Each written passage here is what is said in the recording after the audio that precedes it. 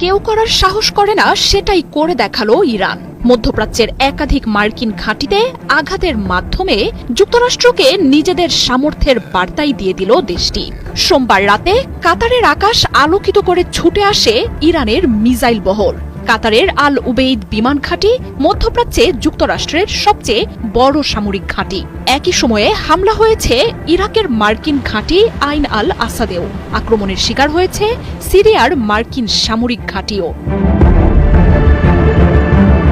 গণমাধ্যমগুলো বলছে, রাতে মধ্যপ্রাচ্যের একাধিক মার্কিন সামরিক ঘাঁটি লক্ষ্য করে 2 ডজনের বেশি মিসাইল ছোড়ে ইরান, যার মধ্যে বেশিরভাগই ছিল কাতারে থাকা মার্কিন বিমান ঘাঁটি আল উবেইদকে লক্ষ্য করে। ইরানের 3টি পারমাণবিক স্থাপনায় মার্কিন হামলার পর থেকেই যুক্তরাষ্ট্রের সাথে উত্তেজনা চূড়ান্ত পর্যায়ে পৌঁছে যায়।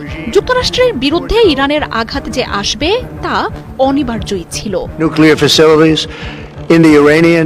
ইরানের হামলার লক্ষ্যবস্তু যে মধ্যপ্রাচ্যে থাকা মার্কিন ঘাঁটিগুলোই হবে সেটা অনেক আগেই ঘোষণা দিয়ে এসেছে দেশটি। তবে চমক হয়ে আসে কাতারের আল উবেইদ বিমান ঘাঁটিতে হামলা। মধ্যপ্রাচ্য জুড়ে অসংখ্য মার্কিন ঘাঁটির মধ্যে কাতারের এই স্থাপনাটি মার্কিন বাহিনীর সবচেয়ে বড় শক্তি।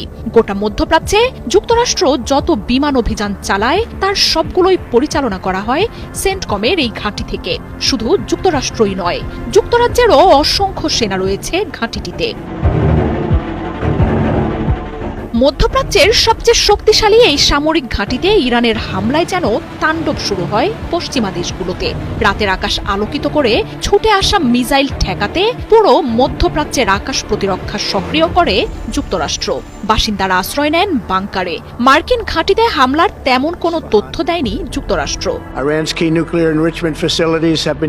শুধু কাতারই নয়, একই সময়ে ইরান হামলা চালায় ইরাকের আইন আল আসাদ সামরিক ঘাঁটিতেও। একাধিক ব্যালিস্টিক মিসাইল আছড়ে পড়ার কথা নিশ্চিত করেছে গণমাধ্যমগুলো।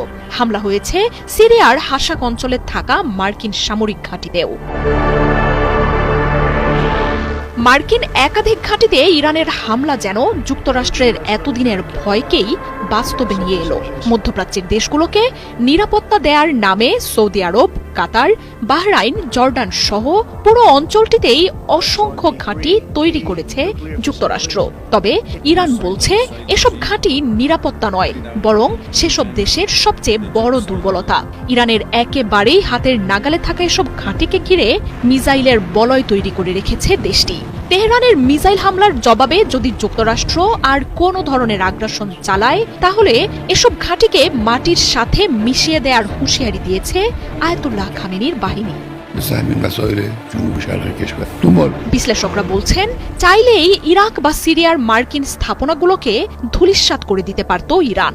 দেশটির মিসাইলের বিরুদ্ধে মার্কিন আকাশ প্রতিরক্ষা যে অকার্যকর তা ইসরায়েলে হামলাতেই প্রমাণ হয়ে গেছে। ট্রাম্প যতই ইরানের হামলার ক্ষয়ক্ষতির তথ্য চেপে রাখুক না কেন, মধ্যপ্রাচ্যের একাধিক ঘাঁটিতে একযোগে হামলা অঞ্চলটিতে যুক্তরাষ্ট্রের আধিপত্যকে ধসিয়ে দিতে পারে। আর ইসরায়েল ও যুক্তরাষ্ট্রের বিরুদ্ধে ইরানের এই শক্তিমত্তা দেশটির সামরিক শক্তিকে আরও অপ্রতিরোধ্য করে তুলবে।